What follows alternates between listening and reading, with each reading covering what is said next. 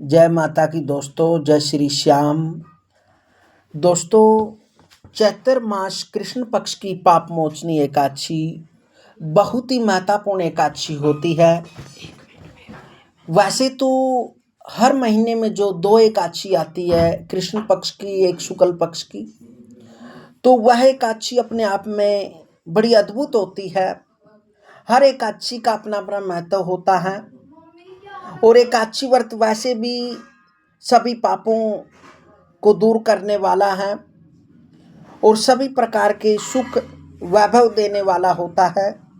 जो भक्त एकादशी का व्रत विधि विधान नियम के अनुसार करता है तो उस भक्त पर विशेष विष्णु भगवान व लक्ष्मी की असीम अनुकंपा प्राप्त होती है और उसके जीवन में कोई भी मुसीबत नहीं आती। उसका अनेक व्याधियों से, अनेक विकारों से वह दूर होता है और उसका स्वभाव वैसे ही एक सजन हो जाता है। वह एक सात्विक हो जाता है और उसके विचार सात्विक हो जाते हैं।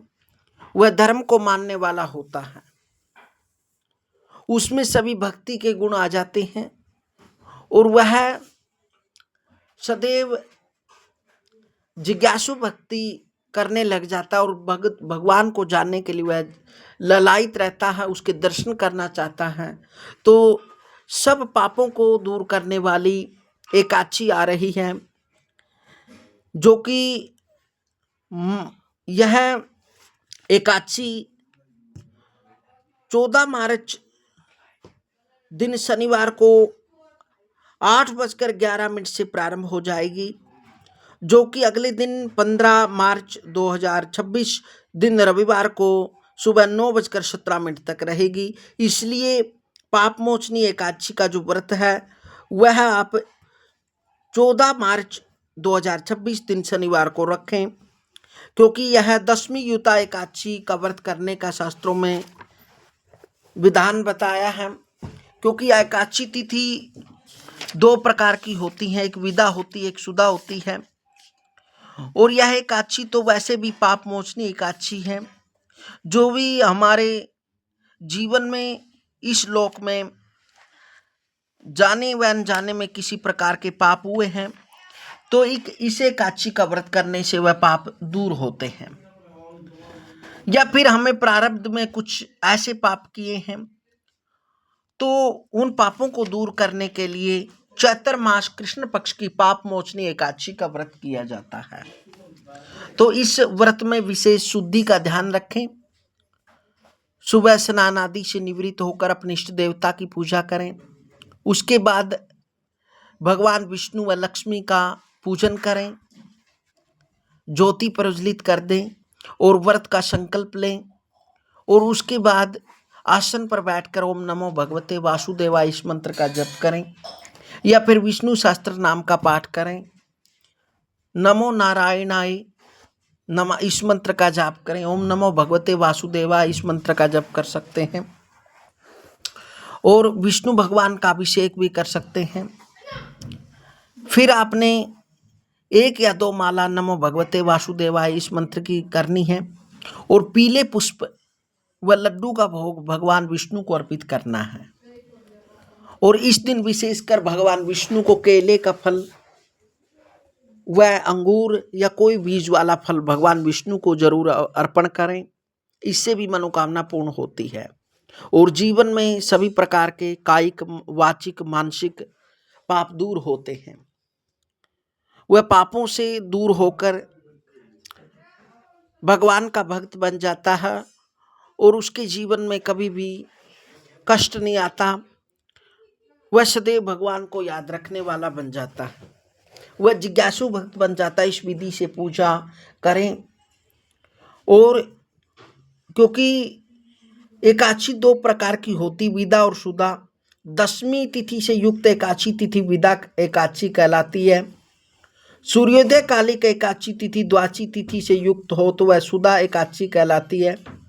यद्यपि धर्म ग्रंथों में गृहस्थों को 10वीं युता एकादशी में व्रत करने की आज्ञा दी गई है, परंतु परंपराया स्मार्त अर्थात साधारण गृहस्थी लोग भी वैष्णव संप्रदाय सन्यासी यति दीक्षित द्वारा पालनीय वैष्णव एकादशी वाला व्रत रख लेते हैं।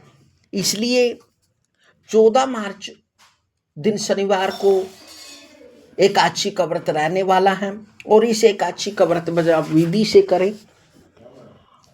और रात्रि में भगवान के नाम का कीर्तन करें और झूठ मदिरा व मांस का त्यजन करें, सात्विक आहार लें, फल का भोजन लें, शुद्धि के साथ करें, मन को विचारों को शुद्ध रखें, क्रोध न करें, विशेष व्रत के नियमों का पालन करें, क्योंकि एकादशी तिथि में जो भी व्रत रखता है तो उसने दशमी तिथि के नियमों का पालन करना होता है। दशमी के दिन उन्हें शाम को भोजन नहीं करना चाहिए और दिन में निंद्रा व वासनाओं से आदि से बचना चाहिए। शुद्ध बुद्धि के साथ इस व्रत को करना चाहिए, क्योंकि जब हम इस व्रत को श्रद्धा और भक्ति से करते हैं तो भगवान की विशेष असीम अनुकंपा भक्त पर होती है। क्योंकि जो एकादशी का व्रत यदि हम कोई कामना को लेकर करते हैं तो फिर विशेष विधि का ध्यान रखते हुए व्रत को करना चाहिए। यदि आप केवल निष्काम होकर इस व्रत को करते हैं तो फिर हमें केवल भजन करते रहना चाहिए, नमो भगवते वासुदेवाय मंत्र का जप करना चाहिए, या फिर हमें अजपा जप का पालन करना चाहिए, क्योंकि इस जीव पर भगवान की इतनी असीम अनुकंपा है। यदि मनुष्य चाहे तो ब्रह्म को भी प्राप्त कर सकता है। उसके लिए शास्त्रों में अनेक प्रकार के विधान बताए गए हैं। उन्हीं में से एक विधान है एकादशी का व्रत। इसलिए एकादशी का व्रत बहुत ही पुण्यदायक होता है। जो श्रद्धा भक्ति के साथ शुद्धि के साथ इस व्रत को करता है तो उसे शास्त्र गायों के पुण्य का फल प्राप्त होता है और उसकी जीवन में कोई भी कष्ट व्याधियां नहीं आती और उस पर विशेष भगवान विष्णु की असीम अनुकंपा रहती है और उसके घर में सदैव लक्ष्मी विराजमान रहती है। उसको किसी भी प्रकार की तंगी नहीं होती, वह जीवन में सदैव सफल होता है और वह जहाँ भी जाता है 10 दिशा में उसे विजय प्राप्त होती है, उसकी सभी मनोकामनाएं पूर्ण होती हैं। इसलिए यह एकादशी का व्रत जो होता है यह बड़ा ही कृपा करने वाला होता है, भक्त की सभी मनोकामना पूर्ण करने वाला होता है।